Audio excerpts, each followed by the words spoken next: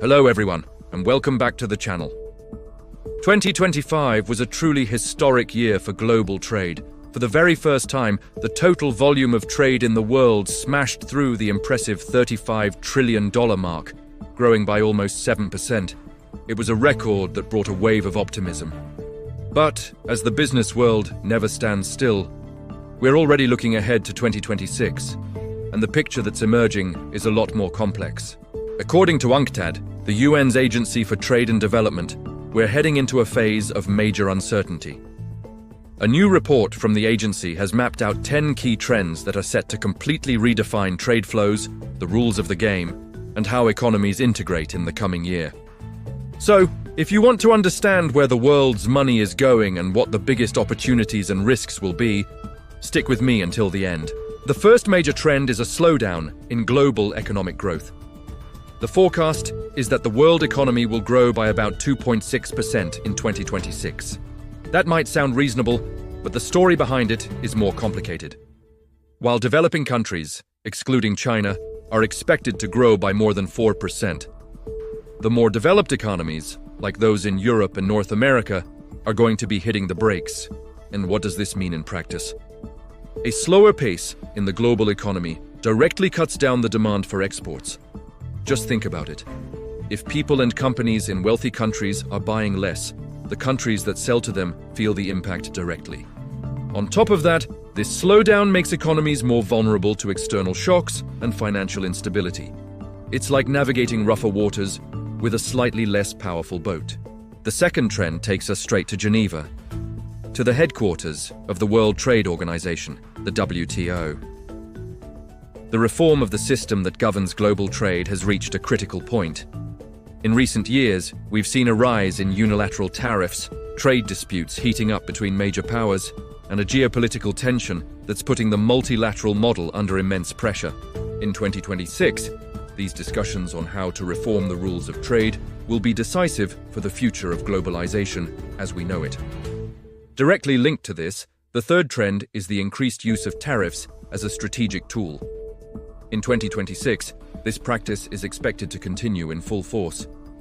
Countries will use tariffs not just to protect their own industries, but also as a weapon in political and strategic negotiations. The result?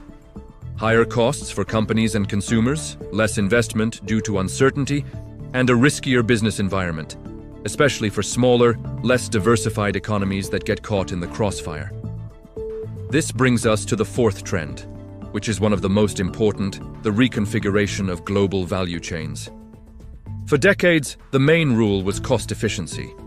Companies produced wherever it was cheapest, no matter the location. Now, the watchword has changed to security and resilience.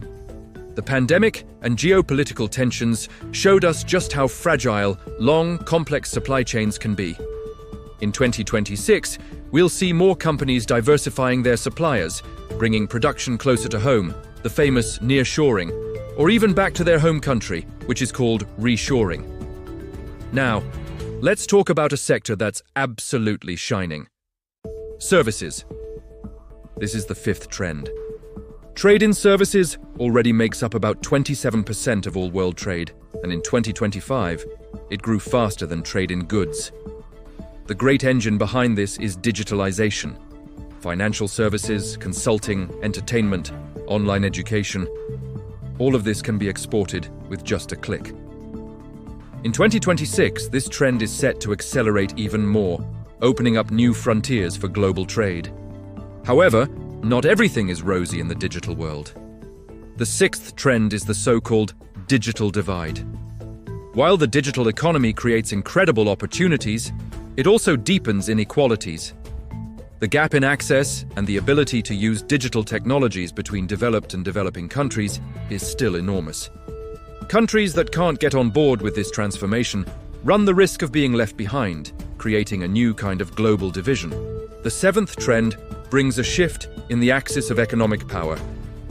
South-South trade is on the rise. Trade between developing countries has become one of the main engines of global growth. Today, more than half of everything that the countries of the global South export goes to other markets in the South. This dynamic is creating new alliances, new trade routes, and reducing dependence on the traditional markets of the North. The eighth trend is green. Environmental issues are increasingly at the center of trade discussions.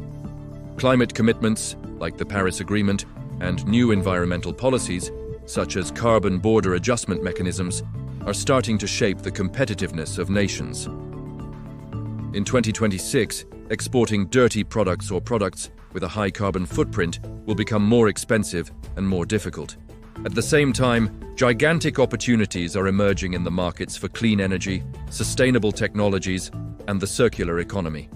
This connects us directly to the ninth trend, the race for critical minerals: lithium, cobalt, nickel, rare earths. These are the essential ingredients for the energy and technological transition. They're necessary for electric car batteries, wind turbines, and all our electronic devices. The demand for these minerals is exploding, and the geopolitical competition to secure access to them is getting more and more fierce. In 2026, this dispute will be one of the main focuses of tension and strategy on the global stage. Finally, the 10th trend is the growing focus on inclusion. There's a growing recognition that the benefits of global trade haven't been shared equally. In 2026, we'll see a greater effort to integrate small and medium-sized enterprises, women-led businesses, and marginalized communities into global value chains. More inclusive trade policies aren't just a matter of social justice, but also of economic intelligence, as they unlock growth potential that was previously untapped. So, in summary, 2026 will be a year of reckoning for global trade.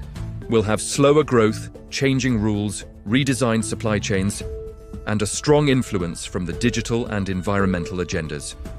For countries, for companies, and for us as professionals, understanding these 10 trends is essential to navigate this new scenario, avoid the risks, and, of course, seize the enormous opportunities that will arise. Thank you for watching this far. If you liked this analysis, don't forget to leave a like, subscribe to the channel, and turn on the bell so you don't miss the next videos. I really want to know your opinion. Which of these trends do you think will have the biggest impact? Leave your comment below. A big hug, and see you next time.